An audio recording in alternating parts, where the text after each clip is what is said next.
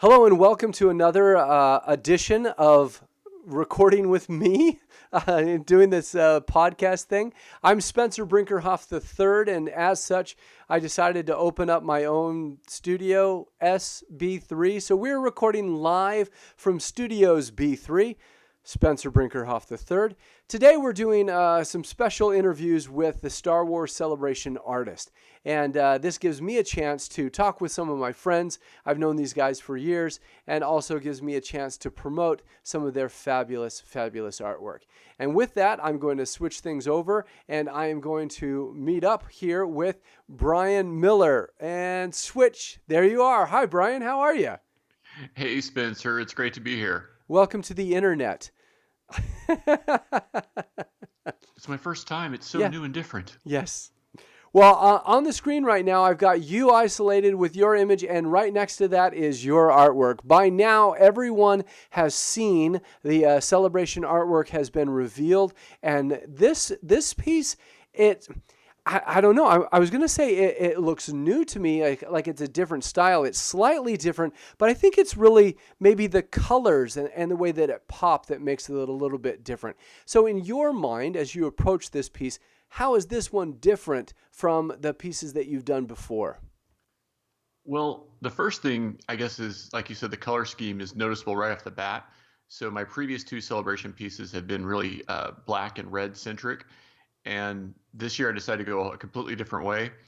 Um, and so I wanted the color vibe to be like something that could have come out in 1977. Right. And if the whole idea is to celebrate the 40th anniversary of the original release in 1977. And so even the title is, Star Wars 40 Years of the Force. So Excellent. I really wanted that vibe of if it was hanging in someone's home or part of their collection and a friend walked over who maybe isn't 100, they know Star Wars, but they're not a collector. The Right. friend could be like, oh, where'd you get that, original poster at? Or, not know, is that something that's new or is it something that's vintage? And so I was really trying to capture that feel, that like summer of 1977 vibe, Right. Right. in a way has that sort of a little bit of a retro flavor, but mostly with the color palette, but hopefully doesn't feel like dated or old fashioned, still has like a fresh feel to it. Oh yeah, and it definitely feels new. It doesn't feel dated at all, but the feeling of it does feel very retro. So when you put your piece together, are you going out and buying a bunch of the toys? Are you lining them up? Are you taking photos of things? Are you using 3D props when you put them together? How are you gathering the references for the creation of this piece? And I'll say this really quickly too, is that, oh wait, I switched over there. I had to add your image back onto me when I'm talking. So when you look at it, I'm not looking at this going, oh, it's a photograph. I know that you've done a lot of work to put this together, but at the same time, you've got to be accurate with things. So how do you remain accurate and then still give it, your own artistic flair to it? Well, that's a great question because, as you say, because it's Star Wars and it has to be approved by Lucasfilm, it does have to be accurate to a certain degree. Right. So I started by watching the film again, even though I've seen it thousands of times. I wanted to go back and Oh, revisit and homework. That's terrible, terrible homework. yes, a little bit of homework, a little bit of research, but just to refresh myself about some of those key scenes from the original Star Wars. And what I think has kind of caught my attention several times watching the film is that in the sort of the trench run when we've got Red Five and the X-wing in there, and we've got Vader and the Tie Fighter on his tails, we know when Han Solo, the scoundrel, shows back up at the end. That's one of the big reveals towards the end of the film, and he saves Luke. But if you watch the film, you never see the X-wing, the TIE fighters, and the Millennium Falcon all composed in one shot. It Right. happens in two or three different shots. And so I really wanted to capture that moment. It's a familiar moment, a moment we all know and love, but wanted to put it together in a way that maybe we hadn't seen before. Yeah. And so Yeah. that's kind of the foundation for the whole thing. It all started with that kind of moment where I'm like, oh, I want to put all those things together into one moment. So from there, I do get out the toys and the photos, and I hold the X-wing toy up and I rotate it around and I shine the flashlight on it because a lot of my artwork is that real kind of high contrast look. Right. So I'm trying to see like where the light and shadows fall so that I can get just the right vibe. Because my goal is to kind of capture the essence of like the X-wing with the fewest values possible. So that may be, one light and one shadow or a couple of shades in there, but it's really to reduce it down and to simplify it. So once I get things looking the way I want, then I might take some photographic reference of that and spread two or three photos around and kind of pick what angles and things I think are looking the best. And then I just jump into the iPad and I start drawing it and sketching it based on those photographs, and keep working it until it's like a finished drawing. Well, and I wanted to point out a couple of things you said there. Number one, you called this Red 5, and as such, I've got a big image of the X-wing on my screen right now. You've gone the extra mile in my mind, and keeping with the color values. R2D2 is black and silver. So you've taken out the colors of R2D2. So this is Red 5. You're not drawing any attention to Luke Skywalker. It's just a black screen, with that canopy, and it's just focusing on the ships. So that I really enjoy. I like that bit of it quite a bit. Um, Well, thanks, Spencer. And I really wanted that feeling of the X-wing like breaking the barrier and coming out right. towards the viewer. So I sort of did this thing where I cropped the edges of the background and let the X-wing overlap a little bit. So hopefully by the time it's matted and framed and hanging on someone's wall and as part of their collection, it really has that feeling like it's coming right out of the artwork right into your living room or your Right. den or your collection room or wherever you decide to hang it up. Well, and that's one of the other things that I really enjoyed about this is that the other thing that we're seeing is we know the movie so well. We know what's happening in this scene, but you've pointed out that we never actually saw this scene. It didn't exist, but we know it so well that it exists in our mind's eye. And so when we see this piece, we're like, "Oh, I love that shot." Oh, it never existed. You've recreated a little piece of Star Wars, and that's great. Now, the last thing that you said well, not the last thing, but the last thing I wanted to point out about that last little bit that you said there is that after you get your photos, after you have that high contrast with your lights that you're shining on it, you take it into the iPad, and the iPad is where you're doing your work on that. I love sketching on the iPad and getting things going on that. I think that that's wonderful. But I mean, talk about that a little bit. Is it foreign to use an iPad? Or are we sort of like well, we're oddballs. But I mean, in the art sense of things, is the iPad becoming a better tool to use, or is the iPad still a little bit on the outskirts of sort of like the production qualities? Well, I think with as far as production quality with iPad Pro, it is professional quality. It's professional level. I don't have to do anything to the illustration itself. I don't like have to res it up or anything like that. It's full resolution. And as far as the tool, I feel it's more natural. So, I have decades of Photoshop experience and this desktop paradigm, and I know what buttons to click and what tools to use and all that. But it's still not a natural human interface. It's not the same as drawing on pencil on paper or paint on canvas. It's not a one-to-one kind of comparison. Whereas with the Right. iPad Pro, you've got your surface there, you're drawing directly onto it or painting directly onto it with the Apple Pencil, and so it just feels a little bit more natural and it flows a little bit.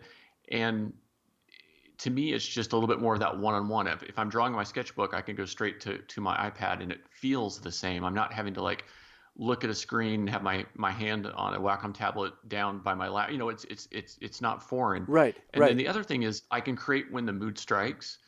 So if I have an idea in the middle of the night or on an airplane while we're traveling to a convention or something, I can just grab the iPad and I can just start doodling and sketching right there on that device and save it and come back to it later and pick it up again. And so it's sort of like my paper sketchbook, but in a way that I can keep refining it and take it to, either ready to print or like 95% ready to print. Right.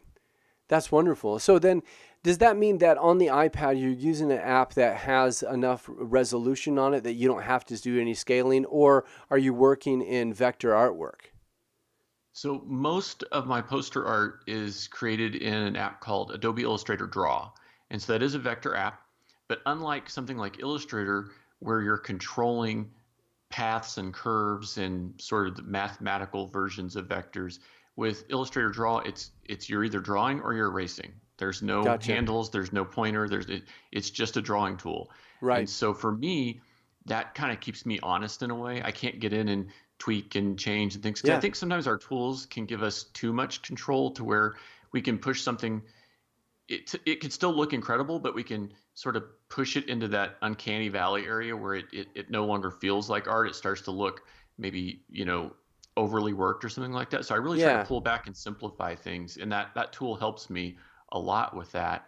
And because it is vector, I don't have to worry about scaling it up or anything like that. And since most of my artwork is screen printed, not all, but a lot of it, I can create a separate layer for each color that I'm going to use in my screen print. So if I know that I'm going to do a 3-color or a 5-color or whatever it is, I can create a layer for each of those colors. And mentally, I have to do a little bit of work to think, okay, this is the red part of the X-wing. It has to go on the red layer. So, it's good that I have my pencil sketch to start with, because then I Right. don't sort of get lost. But when I'm doing the finished version, I have to keep all those elements separate so that, you know, they can make a screen, the screen printer can make a screen for each of those colors when they put the ink down.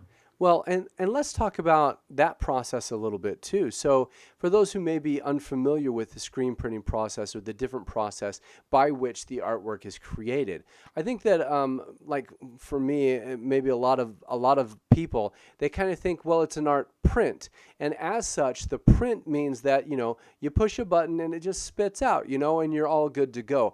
How is sort of like a printing process different from a screen process? Why is that a different process, and what value does it add to do a screen process? Well, I think it depends on the type of illustration you're creating, and then it's also about educating the collector or the fan. So, I mean, you see the three primary types of prints that are high-end art prints that are made are Z-clays, lithographs, and screen prints. So a Z-clay is great when you want to reproduce something like watercolor or oils, Uh huh. because it can recreate that image to a very, very high level of accuracy with an incredible color range. So if you like the beautifully painted artwork of like Jerry Vanderstelt, that's probably the best way to reproduce that work, because it can be put on canvas, it can be put on watercolor paper, and look just exactly like the original painting. So it's a great process. Z clay is perfect for that. Right. Lithography is what we normally do for a celebration print, and that's like a 4-color printing process, like you might find uh, on an actual movie poster or like a Hmm. high-end art book or something like that. So the nice thing is consistency. Every one of those prints is going to be exactly the same. So if you have 250 of them, the colors are going to be the same on all of them. Every line is going to be perfect on all of them. So it's really good, especially something like Star Wars, where Lucasfilm, we want to make sure everything's perfect. Right. And then screen printing, I think the reason I embrace it is because I do like all this vintage and retro-y stuff, and I think Yep. that my art style lends itself to that. So every time I at least have the opportunity to screen print, I usually go for it. I have to put my brain into a different gear to think about how that works, because it's a more old-fashioned style of printing. Yeah. Um, and I like the fact that each print, even if there are 200 or 250 of them, each one's sort of an original in a way, because that screen has to be put down, the ink has to be squeegeed over the screen, it has to be pulled off the paper, every time. So each piece has the ability, it could be a perfect print, or maybe a color's misaligned somewhere and there's a little bit of a offset or Right. a flaw or an imperfection. And to me, that's part of the character. I mean, I'll visit like print museums and look at like woodblock prints or screen prints, and some of the ones that I find I want to take home with me, or maybe where like a color is offset, like a red and a blue are supposed to maybe Yeah. line up, but it's just an eighth of an inch off or something like that. But it actually adds a little bit of character to it because it feels handmade. And I think at the end of the day, a lot of collectors are looking for that. They want that thing Right. that says this was made by a human of characters that I love and adore. Yeah, and I think that that's also for some of those collectors who may not know. In this print run, there are 250 pieces, and those are all supposed to be identical. But when you go to the print shop and you're checking everything out and you're making sure that everything is working correctly, those first couple of runs to get sort of like the grease the gears and get everything working. Those that aren't quite right, those are called the artist proofs or the APs, and those are outside of the actual run. They can have the defect to them, or they can be sort of like that good. It's like the first waffle, right? You make everything, you run that first one through, and it's not quite the best waffle, but I mean, it looks right, it's there, but you got to get the griddle warmed up and everything's running. That's what the artist proof is. And there are certain people that they collect only the artist proof. And so we use a lot of these terms in sort of the art world and with these limited edition prints, but I don't think that everyone completely understands what it means to be running through these processes. Yeah, that's true. And as you say, some collectors are very knowledgeable and they only want to collect the APs. Or maybe I have a certain fan that he collects number 4 of every artist Right. proof of every print that I make. And he has it on his request list with Acme and with me. And he's like, I want number 4 every time. And that's what he collects, you know? And then there's other fans that they want the regular print run, not the artist proof, and maybe they have a special number, or maybe they like a low number, or they have a lucky number, or their birth year, or something. But Right. it's interesting to educate the fan about what we're doing and how it is a personal process, but then also to get their feedback and find out what it is that they like about the collecting, because sometimes they may follow an artist, sometimes they may follow a character. Yeah. Um, Yeah. I was just at Epcot and I had several fans who came up to me there and said, "I just collect Mandalorians. It doesn't have to be Boba Fett specifically, but just anything Mandalorian," and that's all they collect. So it's interesting to see, what sort within the giant Star Wars universe. Sometimes people have this very narrow, specific thing that they're into. Right. Right. Now, you sort of like buzzed by that a little bit. You said that you were recently at Epcot. And I talked about this a little bit with some of the other artists. And I mean, it's important to me as well. As a Star Wars artist and being able to sort of like wear that label, what that means is that Lucasfilm, checks your work, make sure that it is accurate and properly represents their world, their intellectual property. So with that, you've been doing a lot of work with Acme. You've done a lot of work, with Star Wars as well. But why were you out at Epcot? What was that all about? Well, as I think we all know, Disney owns Lucasfilm now. They own the Star Oh, Wars franchise. when did that So, happen? I haven't so noticed a single thing different. it's new. Episode So 7? Oh, right. so Star Wars is embraced inside of Disney parks now. Epcot decided to there had this. It's the inaugural Festival of the Arts. It's the very first time they've done it, Hmm. and it was 6 weekends in a row, sort of long weekends, Friday, Saturday, or Thursday, Friday, Saturday, Sunday, Monday. So they did that for 6 weeks, and they invited 6 Star Wars artists out. So I was very honored and fortunate to be one of those 6 artists. I know I was blown away when they asked. Yeah. And so I get to go out there and spend my weekend at the Star Wars kind of pop-up art gallery there. And there are all around Epcot were different types of art on display, and only one of those were Star Wars. Right. So it was great to meet the fans because they didn't expect to find Star Wars stuff at Epcot Center. It was Yep. a big deal for them, and to get to interact with a fan who maybe isn't the same fan who would go to a Star Wars celebration or a Comic-Con. So I get to show them the artwork and explain it to them. And even though I'm there representing, it's not just my art on display. It's a lot of Star Wars artists there. So they may not be necessarily a fan of my style, or maybe I don't have the character they're looking for. I can walk them into the gallery and show them something that they might be interested in. So it was sort of fun to be there, as the representative, but also to just try to take a step away from myself and be like, this is Disney, this is Star Wars. I'm not just here to sell people on me. I'm here to share the brand with them. But I will admit this, that to be sitting at that signing table outside at Epcot in this magical place and to look across the lake and see Spaceship Earth Right. across from me all day, it was a pretty magical experience Oh, for yeah. sure. Yeah, I can imagine.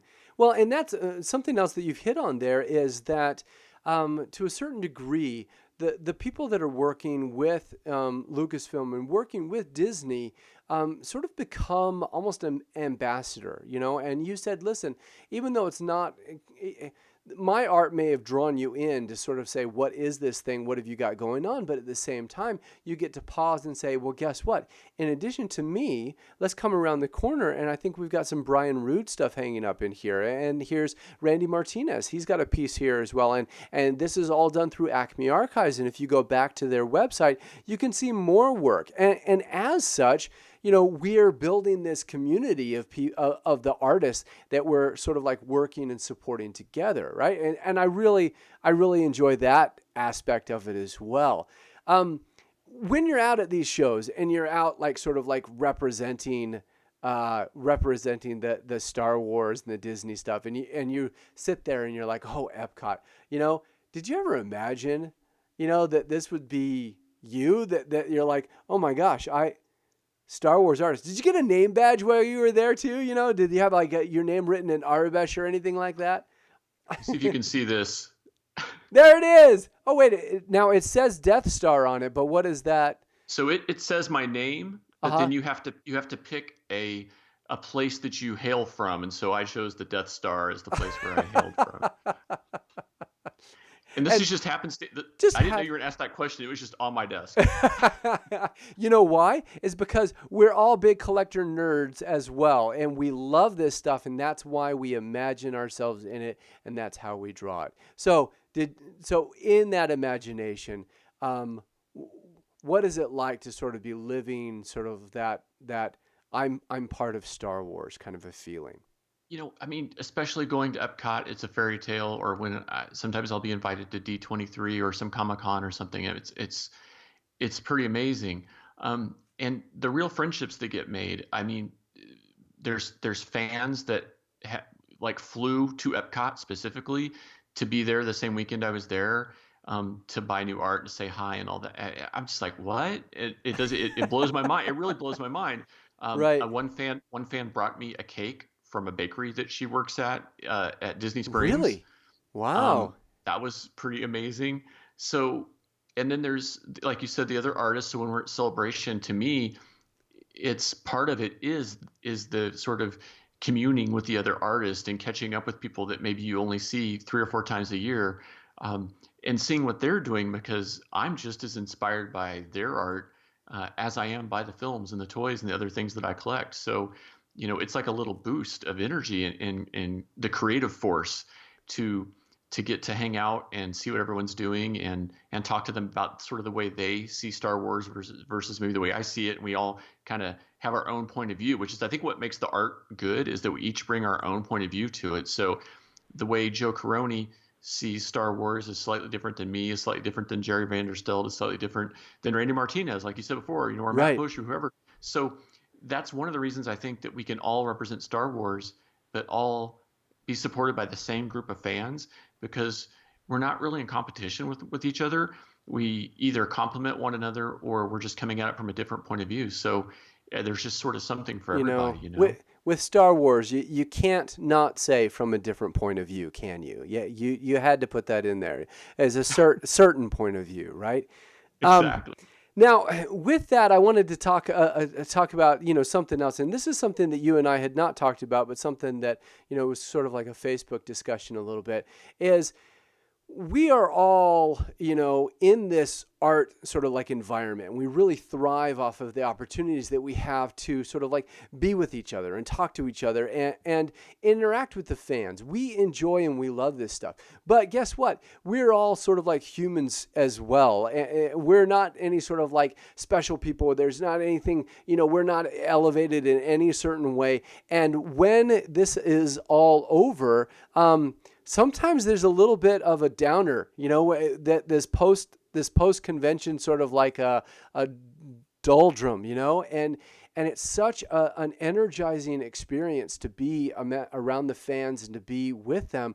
I think that it's important to also realize that after we have these interactions, that we're able to sort of like keep in touch with each other, that we keep communicating, because art is living and breathing, and we want to make sure that we're still sort of like connecting to people as well. And I mean, I'm kind of I don't know, I want to make sure that even though we have these opportunities to be part of the Star Wars universe, at the same time, we're just people too, and we love being around you guys, but it's like, you know, I don't know. I don't know exactly I what I'm think what you're saying. trying to say is that we're also fans because Yeah, that's I don't it. know I don't know any Star Wars illustrator who isn't a massive fan. And I don't think you could do it if you weren't. And you know, because there's so many fans who are so knowledgeable about Star Wars that I think if you were trying to phone it in, or if you're a hack, or if you were trying to take advantage of Star Wars in some way, Right, people would notice and they would right, call you out on it, and you would not be invited back to the party next time, because the truth is that we're so lucky to just have the opportunity to sort of play in the sandbox that is Star Wars. right. And as an artist, we have to remind ourselves that we don't own Star Wars. We don't own the characters. You Yeah. start to maybe feel a little bit of ownership because, oh, well, I've drawn Boba Fett 1,000 times. You start to feel like a little bit of ownership. You have to remind yourself, oh, that's not my character. That doesn't Right. belong to me. I'm honored and privileged to get to work on that character. And I think as long as you have that mindset and that sort of honesty and purity, all the fans notice it. Your fellow creators notice it, and you'll stay grounded and have hopefully a very long career. It's when we sort of get drawn into the dark side a little bit and feel like, Star Wars is mine, or I'm the best at this, or whatever, that turns people off and turns people Right. away. And so, and it can happen. I mean, you and I, we've both worked in comics and we've both worked in other types of pop culture, and you start to feel a connection, a relationship with things, and you just sometimes have to step aside from yourself and be like, oh, right, this is a blessing. Yeah. There's no guarantees, and it's just I'm fortunate to be here. And I think that hopefully keeps me humble and keeps me grounded, so that when I have that sort of rock star experience at Star Wars Celebration for 4 days, Right. afterwards, when I'm coming down off that high, I have to remind myself, oh, hey, wow, what an amazing experience that was. Yeah. I hope I get to do it again someday, because Yeah. you just never know. Well, and speaking of that rock star experience, what happens at the show, and more often than not, is that there is a secluded area set up just for the Star Wars artists, but not everyone is in that area. Do you know right now if you're going to be in the art show area, or are you going to have a booth outside on the floor, on the main floor there? So Joe Caroni and I, Okay. uh, fans hopefully everyone's familiar with Joe Caroni, but if not, he's a legendary sci-fi illustrator, and he's done more Star Wars art than I'll be able to do before I die. So he's there. He and I will be sharing a booth again. Our booth number is 2810.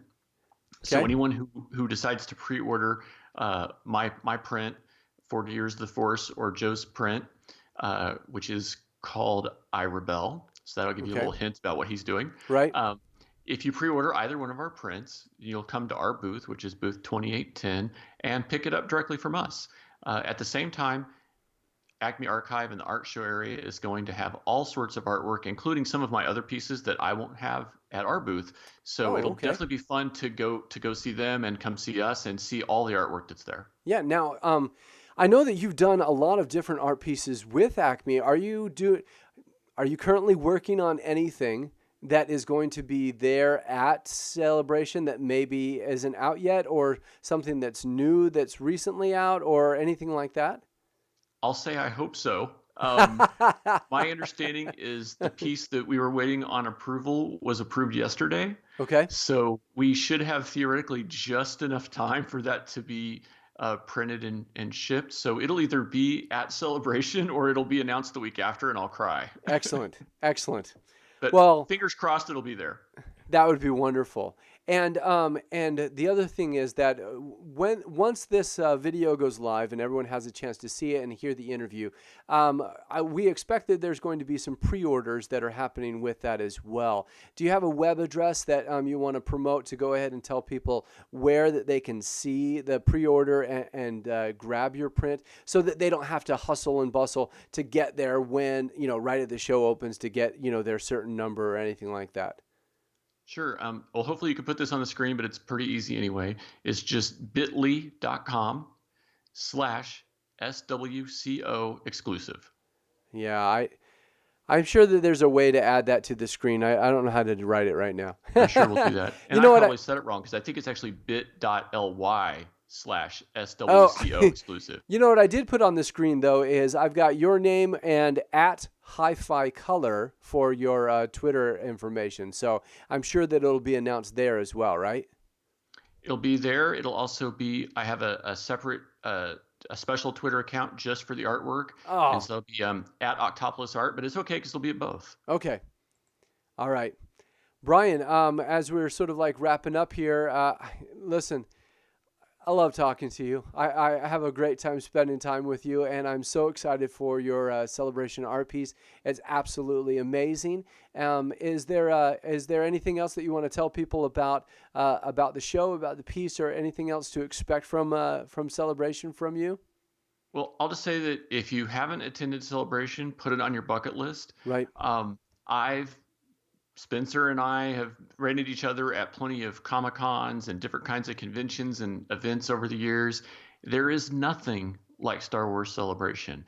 The the kinship and the spirit and the positivity at these events is unlike anything I've ever experienced. And Yeah. so if you're a fan, if you're a creator, if you're whatever it is about Star Wars that excites you the most, you will find it at Star Wars Celebration and then some. And you'll meet 100 other people who feel the same way you do Yep. about that part of Star Wars that you're most excited about.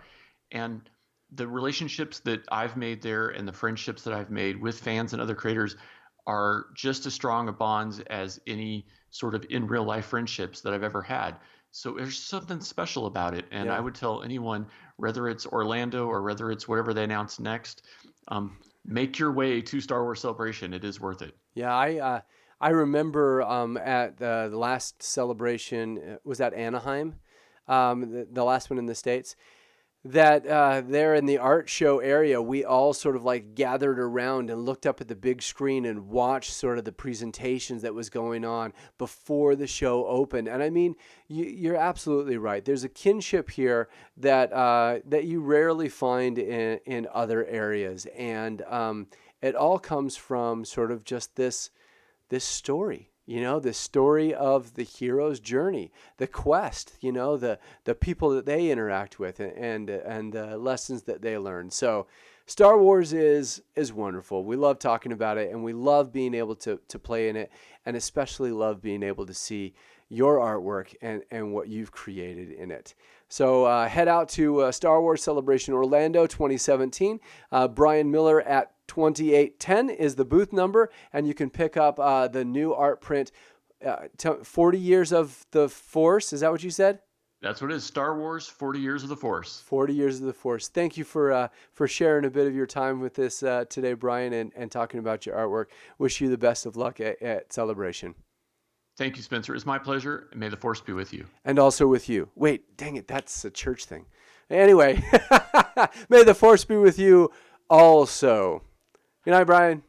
Good night.